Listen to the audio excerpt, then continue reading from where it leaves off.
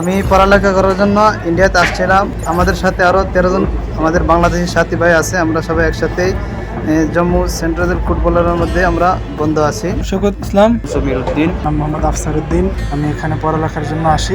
আমার নাম আব্দুল করিম। 8 বছর ধরে আমি জেলখানা ভিতরে বন্ধ ভাই, আমার কিচ্ছু না, একটু মেহরবানি করে আমার একটু উপকার করুন। আমার ছেলে তাহিদুর রহমান ফজর দারুল উলুম দেওবন্দ মাদ্রাসা ভারতে লেখাপড়ার জন্য আনুমানিক 15-16 সালের দিকে যায়। সেখানে পড়াশোনা শেষ করেন এবং 2022 সালে তিনি আটক হন এবং এখন তিনি আটক আছেন। আমি বর্তমান সরকারের নিকট। এই যে এটা আমার ছেলে। এটা আপনার ছেলে? জি। আচ্ছা। কারাগারের অন্ধকার দেয়াল থেকে ভেসে আসছে এক করুণ আকুতি। আমরা দেশে ফিরতে চাই। কেউ 5 বছর, কেউ বা 8 বছর ধরে মানবেতর জীবনযাপন করছেন। সাজার মেয়াদ শেষ হলেও আইনি জটিলতায় দেশে ফিরতে পারছেন না তারা। সম্প্রতি ভারতের জম্মু কাশ্মীরের কারাগার থেকে ফেস দ্য পিপলকে পাঠানো এক ভিডিও বার্তায় এই আর্তনাদ জানিয়েছেন 12 বাংলাদেশি। সেই সাথে কাগজে লেখা চিঠিতে এই ভয়াবহ বন্দি জীবনের কথাও উল্লেখ করেছেন তারা। তাদের একটাই দাবি, তারা দেশে ফিরতে চান। এই প্রতিবেদন তৈরি করা অবস্থায় পাওয়া গেল একই ধরনের আরেক হৃদয় বিদারক তথ্য। চুয়াডাঙ্গার জীবননগরের বাসিন্দা মোহাম্মদ তাওহিদুর রহমান বিশ্বখ্যাত দারুল উলুম দেওবন্দে পড়াশোনা করতে ভারতে যাওয়ার পর 2022 সালের 23 মার্চ তিনি সেখানে আটক হন। পড়াশোনার উদ্দেশ্যে গিয়েও আজ তিনি বিদেশের কারাগারে বন্দী। চুয়াডাঙ্গার এই ছাত্রের বৃদ্ধ বাবা মা এখন শুধু পথ চেয়ে আছেন কবে ফিরবে তাদের সন্তান। আমি বর্তমান সরকারের নিকট আমার সন্তানকে আমার বুকে ফেরত পাইবার জন্য সবিনয় আবেদন জানাচ্ছি। দয়া মায়া করে আমার ছেলেকে আমার বুকে এনে দেওয়ার ব্যবস্থা করুন।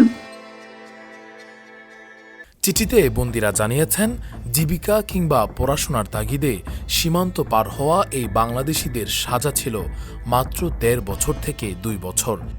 কিন্তু সেই মেয়াদ শেষ হওয়ার পর দীর্ঘ 4 থেকে 8 বছর ধরে তাদের পুনরায় বন্দী করে রেখেছে ভারতের প্রশাসন। এছাড়াও দীর্ঘ বন্দিদশায় ভোলার মোহাম্মদ সিরাজ, সুনামগঞ্জের এরশাদ আলী এবং সিরাজগঞ্জের হাফিজুল্লাহ বর্তমানে সম্পূর্ণ মানসিক ভারসাম্য হারিয়ে ফেলেছেন। এছাড়াও বরিশালের এক বৃদ্ধ প্যারালাইজড হয়ে জেলের বিছানায় পড়ে আছেন। একজন আমাদের বরিশালের চাচা আছে যে প্যারালাইসিস অবস্থায় আছে।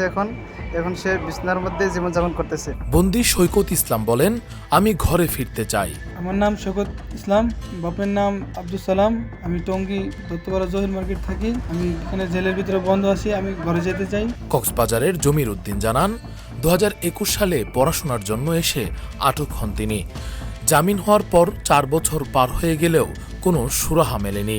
আমার নাম সমীর উদ্দিন, পিতা নজির আহমদ, কক্সবাজার থানা উকিয়া। এতে তাকে 2021-এ পড়ালেখার উদ্দেশ্যে এখানে আসলে বর্ডার ক্রস কেস হয়। 2022-এ তার থেকে জামিন হওয়ার পরেও দীর্ঘ 4 বছর যে বেশি হয়েছে, এখনো পর্যন্ত দেশে যাওয়ার কোনো হচ্ছে না। আমি দেশে ফিরে যেতে চাই। একই আকুতি চাঁদপুরের আফসারউদ্দিনের।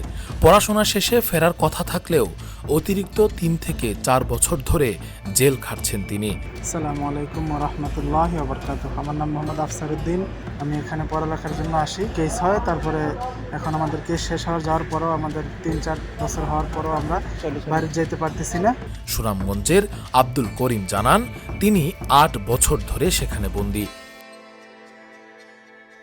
ভিডিও বার্তায় হাফেজ মাসুদ আল হক মাসুম জানান, দীর্ঘ বন্দিদশায় স্বজনদের থেকে বিচ্ছিন্ন থাকায় তাদের অনেকেই এখন মানসিক ভারসাম্যহীন।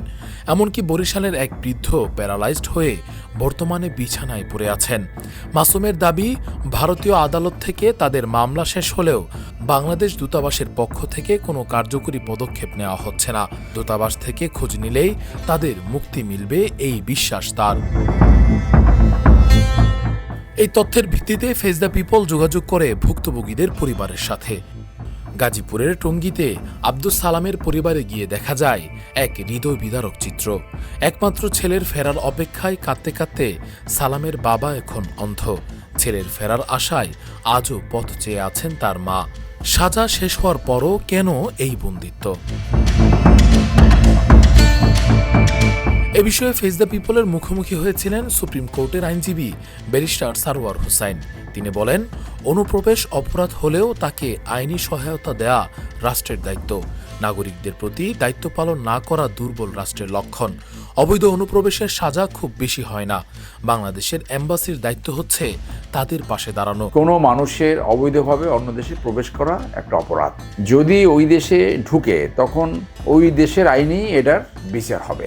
যেমনটি এই সালাউদ্দিন সাহেব এখন যে স্বরাষ্ট্রমন্ত্রী, তারটাও তো বলা হয়ে থাকে অবৈধভাবে অনুপ্রবেশ, তার তো ওখানে 5 বছরের সাজা হয়েছিল।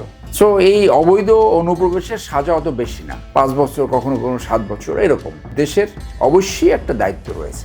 বাংলাদেশের এমবাসি ওই দেশে, ইন্ডিয়ায়, তাদের আইনি সহায়তা দেওয়ার অব্লিগেশন রয়েছে। কোনো নাগরিক যদি কোনো দেশে অবৈধভাবে যেও থাকে, সেইখানে তাকে আইনি সহায়তা দেওয়া রাষ্ট্রের দায়িত্ব। তিনি আরও জানান, এই অসহায় মানুষদের আইনি সহায়তায় তিনি নিজেও কাজ করতে প্রস্তুত। ফেস দ্য পিপল একে একে সকল বন্দীদের পরিবারের সাথে যোগাযোগের চেষ্টা করে। ছেলের নাম শুনে অনেক বাবা মা হাউমাউ করে কেঁদে উঠছেন। একটা ছেলে আমার, ওর বাপের চোখে দেখে না, কোনো কাজকর্ম নেই। এক ছেলেটা ওখানে মানে বন্দি হয়ে গেছে। এখন আমার ছেলেটা যে দেশে যেন আসে, আমি একটু সহায়তা করলে আল্লাহর কাছে দোয়া করবো। অনেকেরই ফোন নাম্বার বন্ধ, সন্তানের কথা বলতে গিয়ে কেউ বা কথা বলার তালও হারিয়ে ফেলছেন। পরিবারের একটাই দাবি, যে কোনো মূল্যে তারা সন্তানকে ফেরত চান। আমার ভাইটাকে আসার জন্য একটু কিছু করেন, যেন তাড়াতাড়ি শীঘ্রই যেন আসতে পারে। চুয়াডাঙ্গার তাওহিদুর রহমান কিংবা সুনামগঞ্জের আব্দুল করিম, সবার আকুতি একটাই, তারা বিদেশের মাটিতে মরতে চান না, দেশে ফিরতে চান। পররাষ্ট্র মন্ত্রণালয় কি পারবে এই 13 জন নাগরিককে তাদের পরিবারের কাছে ফিরিয়ে দিতে, নাকি জেলের ওই অন্ধকার প্রকোষ্ঠেই ফুরিয়ে যাবে তাদের জীবন প্রদীপ?